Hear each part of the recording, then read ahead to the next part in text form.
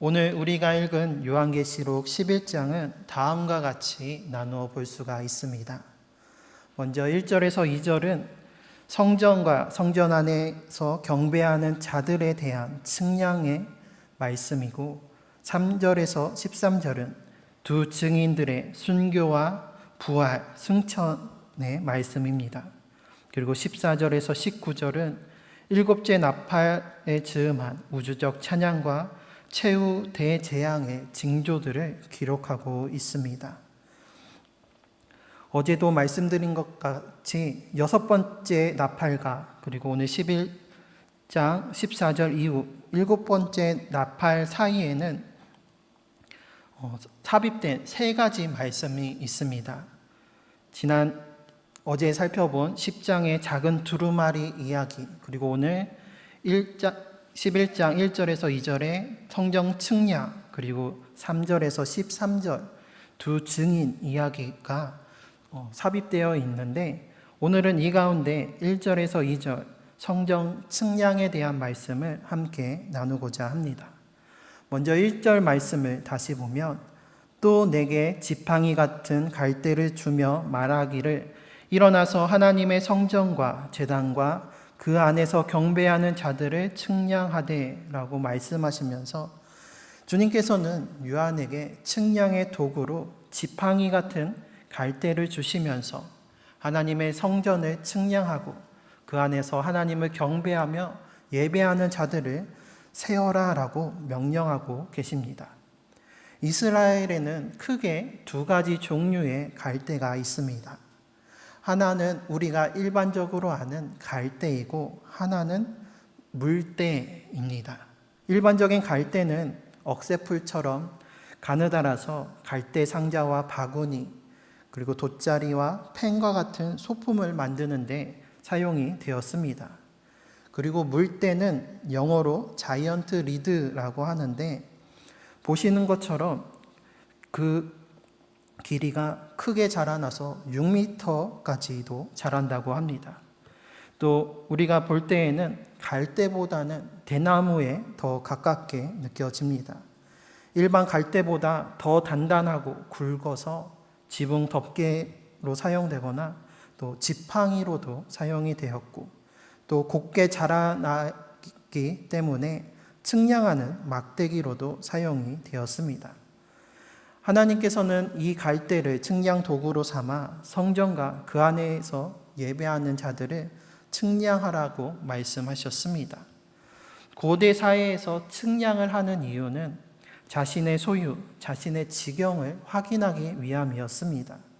측량을 통해서 이곳이 내 땅이다, 이곳이 내 소유임을, 내 증거임을 나타내면서 다른 사람들이 침범할 수 없도록 자신의 소유를 증거하기 위해서 측량을 하였습니다.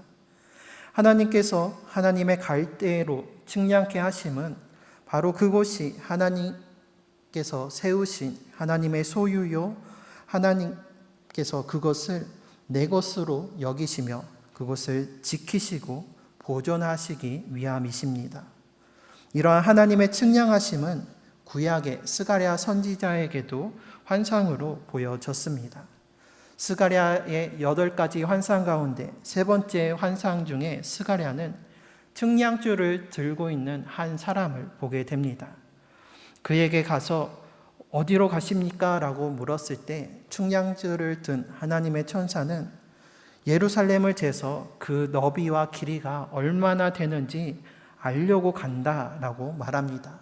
그리고 또 다른 천사가 스가랴에게 예루살렘을 측량하는 이유에 대해서 이렇게 말합니다. 세 번역으로 스가랴 2장 말씀을 보면, 바깥으로는 내가 예루살렘의 둘레를 불로 감싸 보호하는 불성벽이 되고 안으로는 내가 그 안에 살면서 나의 영광을 드러내겠다. 나 주의 말이다. 또 12절에 이르기를 주님께서는 그 거룩한 땅에서 유다를 특별한 소유로 삼으실 것이며 예루살렘을 가장 사랑하는 도성으로 선택하실 것이다 라고 말씀하고 있습니다.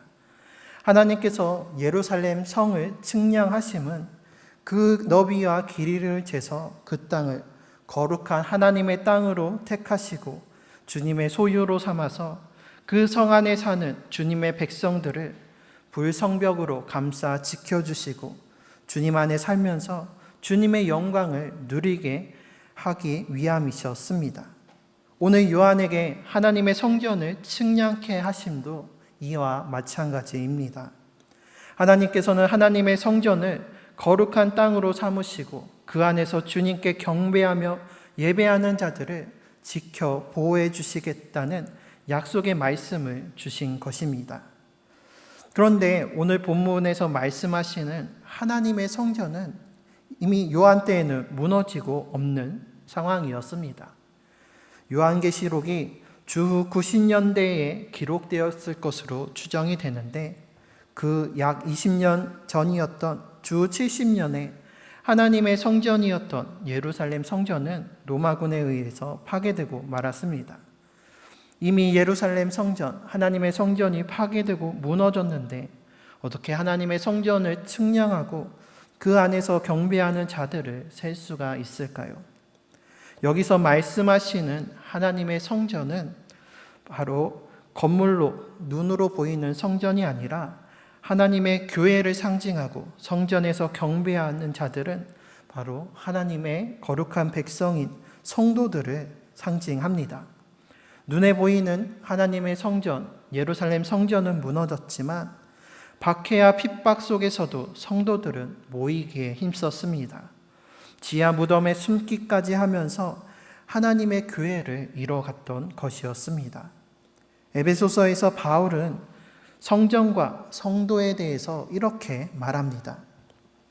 그러므로 이제부터 너희는 외인도 아니요 나그네도 아니요 오직 성도들과 동일한 시민이요 하나님의 권속이라. 너희는 사도들과 선지자들의 터 위에 세우심을 입은 자라. 그리스도 예수께서 친히 모퉁이 돌이 되셨느니라. 그의 안에서 건물마다 서로 연결하여 주 안에서 성전이 되어가고 너희도 성령 안에서 하나님이 거하실 처소가 되기 위하여 그리스도 예수 안에서 함께 지어져 가느니라. 우리는 교회의 머리이시고 또 모퉁이 돌이 되시는 예수 그리스도로 말미암아 이방인이나 나그네 된 자가 아닌 거룩한 성도요 천국 시민이요 하나님의 권속이 된 자들입니다. 합병케 하시는 예수님 안에서 서로 연결되어서 주 안에서 성전이 되어가고 예수 그리스도 안에서 함께 이어져 가면서 성령님이 거하시는 거룩한 하나님의 성전이 된 자들입니다. 하나님께서는 요한에게 하나님의 성전된 교회와 성도를 측량케 하심으로 교회와 성도를 하나님의 성전과 하나님의 백성으로 삼으시고 세상의 박해와 핍박 속에서도 불성벽으로 둘러보호하시고 지켜서 하나님의 영광에 마침내 참여하게 될 것이라는 것을 말씀하여 주시는 것입니다. 그러므로 주님의 보호하심과 주님의 영광에 참여하기 위해서 우리는 주님의 측량하심 안에 있어야 합니다. 측량이라는 단어를 사전에서 찾아보면 기기를 써서 물건의 높이, 깊이, 넓이, 방향 따위를 잼이라고 정의하고 있습니다. 이 측량함에 있어서 가장 중요한 것은 기준이 있어야 한다라는 것입니다. 대학교 시절 제가 역사를 전공하면서 선사시대의 유적지 발굴 현장에 참여할 수 있는 기회가 있었습니다. 도로 공사를 하면서 청동기 시대의 집터가 발견이 되었던 것이었는데 그 발굴할 때에 가장 먼저 하는 것이 바로 측량 작업이었습니다. 문자 기록이 없는 선사시대는 그 역사를 해석하기 위해서는 유적과 유물을 통해서 해석할 수밖에 없는데 이것이 같은 유물이라 할지라도 부엌에 있었는지 방에 있었는지 또 집 밖에 있었는지에 따라서 그 의미와 또 쓰임새가 달라지기 때문에 유적을 발굴할 때 있어서 가장 먼저 정확하게 측량을 하고 그것을 기준으로 그것이 어디에 있었는지에 따라 그 지층과 그 위치를 해석해서 그 유물을 통해서 역사를 해석하게 됩니다. 그래서 그 발굴 현장에서 제가 처음 맡았던 것은 레벨기로 그 유적의 높이를 측량하고 또 막대자와 줄자로 유적과 발견되는 유물들의 크기를 기록하는 작업이었습니다. 레벨기로 높이를 측량할 때 가장 먼저 하는 것이 바로 기준점을 잡는 것이었습니다. 기준점이 없으면 잴 때마다 그 위치가 달라지고 결국에 측정값이 달라지게 됩니다. 그래서 가장 먼저 기준점을 정하고 그곳의 말뚝을 바꿔서 그것을 기준으로 하여 매번 높이를 측량해야 했습니다. 이처럼 측량할 때 가장 중요한 것은 바로 기준이 있어야 한다라는 것입니다. 기준점이 있어야 하고 또 그 길이와 부피를 재는 그 기구의 단위가 동일하고 변함이 없어야 합니다. 오늘 주님께서는 요한에게 측량의 기준으로 하나님의 갈대 지팡이를 주셨습니다. 이것은 측량의 기준이 사람에게 있는 것이 아니라 하나님께 있음을 보여줍니다. 변치 않으시고 영원하신 하나님만이 우리의 기준이 되시는 것입니다. 하나님께서 측량하시는 하나님의 성전과 또 성도는 곧 하나님을 기준으로 하나님을 중심으로 살아가는 자들입니다. 비록 세상의 유혹과 시험, 환난과 박해가 우리를 덮칠지라도 우리의 중심이, 우리의 기준이 하나님으로부터 벗어나지 않고 언제나 주님만을 붙잡고 의지하며 주님의 측량하심 안에 머문다면 하나님의 보호하심과 지켜주심의 은혜가 우리와 함께 하십니다. 바라기는 우리의 중심이, 우리의 기준이 오직 주님 한 분이 되어서 주님 안에서 하나 되는 우리 제암교회와 제암교회 성도님들이 되시기를 바랍니다. 기준은 변치 않아야 하고 또 오직 하나여야만 합니다. 이 세상의 모든 것들은 다 변하지만 오직 주님만이 변치 않으시고 영원하시며 신실하십니다. 또 하나님과 재물을 겸하여 섬길 수 없고 한 샘에서 단물과 쓴물이 나올 수 없습니다. 한 입에서 찬송과 저주가 나올 수 없습니다. 오직 주님 한 분만을 섬기며 오직 우리의 입술로 주님만을 찬양하고 경배하면서 오직 주님이 우리의 중심이 되시는 우리 모두가 되시기를 바랍니다. 그래서 주님께서 측량하실 때에 주님의 소유가 되어서 주님의 보호하심과 주님의 은혜를 누리며 주님의 영광에 참여하는 우리 모두가 되시기를 주님의 이름으로 축원합니다. 또 한 가지 우리가 기억해야 할 것은 그리스도인이라고 해서 삶의 문제와 어려움, 환난과 고통을 모두 피할 수는 없다라는 것입니다. 오늘 2절에서 주님께서는 측량할 때 성전 바깥마당은 측량하지 말고 그냥 두라라고 말씀하십니다. 이것은 이방인에게 주어진 것으로서 그들이 거룩한 성을 42달 동안 짓밟을 것이다 라고 말씀하십니다. 혹자는 이 말씀을 성전 안과 성전 밖을 구별하여서 참된 성도와 거짓 성도를 분별함으로 참된 성도는 구원함을 얻고 거짓된 성전 밖의 성도들은 하나님의 심판을 받을 것이다 라고 해석하기도 합니다. 하지만 이것은 성경을 단편적으로 해석하는 것입니다. 성경의 문맥으로 살펴볼 때 이는 교회와 성도의 고난에 대한 말씀으로 해석할 수 있습니다.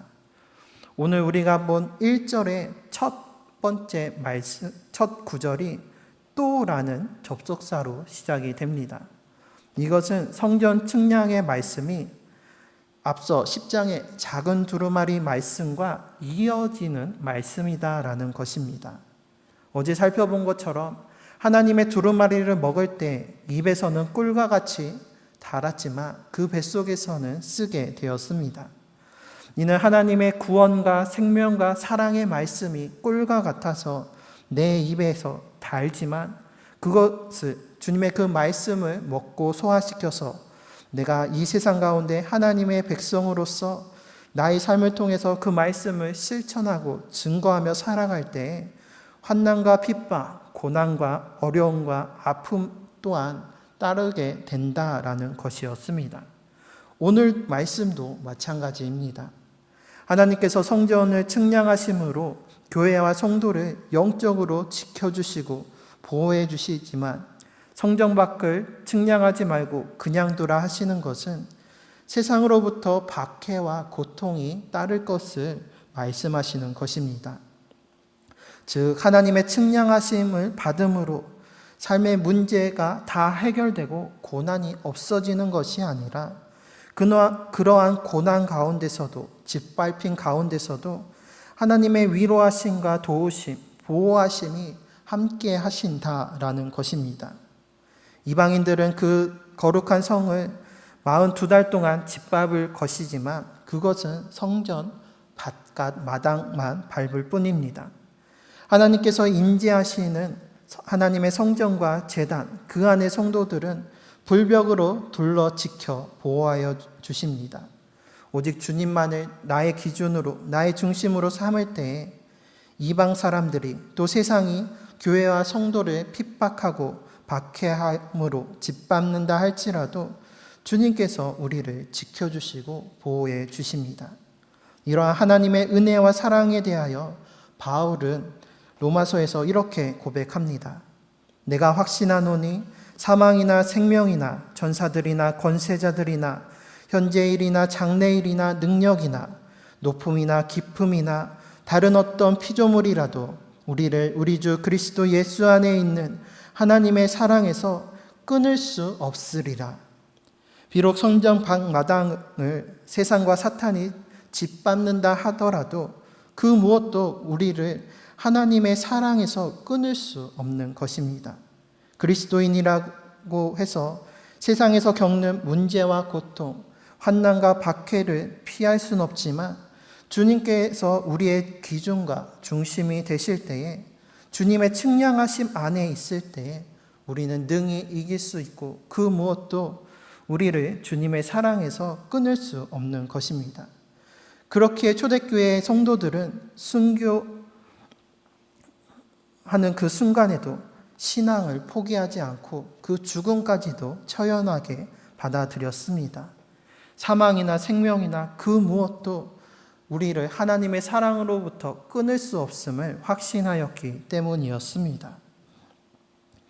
당시에 로마는 기독교인들을 탄압하기 위해서 그들의 신앙을 꺾기 위해서 그리스도인들을 붙잡아서 신문하고 콜로세움의 사자 맹수의 먹이로 던지고 십자가의 형벌을 통해서 그들을 죽음의 공포로 인하여서 그 신앙을 포기하게 만들려고 하였습니다. 하지만 이 하나님의 사랑에 끊을 수 없음을 확신하였던 믿음의 사람들은 그 죽음의 순간 앞에서도 두려워 떨지 아니하고 생명을 구걸하는 것이 아니라 그 죽음을 온전히 받아들이면서 오로지 하나님께 영광을 돌리며 자신의 신앙을 증거하였습니다.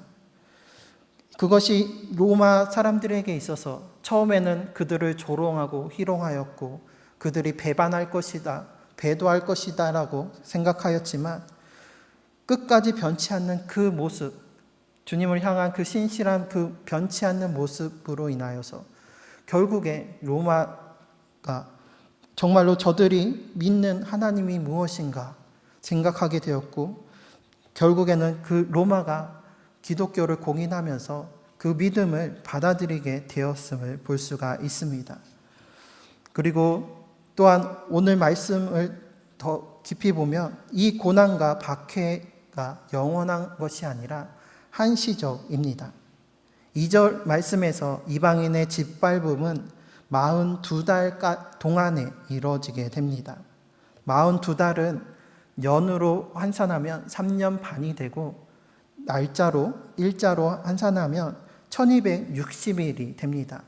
요한계시록에서 이 날들은 주님께서 다시 오실 때까지 교회가 당하는 박해와 고통과 환난의 기간을 나타냅니다. 성령 오늘 성전 측량의 말씀 이후에 또 이어지는 말씀이 두 증인에 대한 말씀인데 하나님의 말씀을 증거하던 두 증인은 박해를 받고 무적행에서 올라오는 짐승으로 인하여 죽임을 당하게 됩니다. 하지만 3일 반 후에 그들은 부활하게 되고 하늘로 올라가게 됩니다. 42달, 3년 반, 그리고 3일 반 후에 부활하게 됨. 이것은 곧 하나님께서 우리가 이 세상을 살아가면서 고난과 박해를 받게 되지만 그 3년 반이라는 또 3일 반이라는 고난의 시기가 지나고 주님께서 다시 오실 그때에 우리가 다시 부활함으로 새 생명을 얻고 최후 승리를 누리게 될 것을 이야기해 주고 있으신 것입니다. 그래서 작은 두루마리의 말씀을 통해서 우리가 이 땅 가운데 하나님의 자녀로 살아갈 때에 그것이 내 뱃속에 쓴 것과 같은 고난이 있지만 오늘 성전 측량과 같이 그 고난 가운데서도 우리가 하나님 안에 머물러 있으며 하나님의 측량하심 안에 있으면 그것을 능히 우리가 이길 수 있음을, 그리고 그 증인의 이야기를 통해서 그 고난이 결코 영원한 것이 아니라 주님께서 다시 오실 때에 그 고난이 끝나게 되고 그때 우리가 부활해서 하나님 나라에 이르는 최후 승리와 영생을 누리게 될 것을 사도 요한을 통해서 당시 환난과 핍박 가운데 있는 7교회, 즉 그 땅의 모든 교회를 통한 위로의 말씀을 주님께서 베풀어 주시고 계시는 것입니다. 이것은 오늘 우리에게도 마찬가지입니다. 우리가 이 세상을 살아갈 때에 참으로 이해할 수 없는 고난과 아픔과 어려움도 찾아오게 됩니다. 하지만 그것이 우리를 통하여서 하나님을 증거하기 위한 길이 되기 때문에 고난도 내게 유익이 되는 것입니다.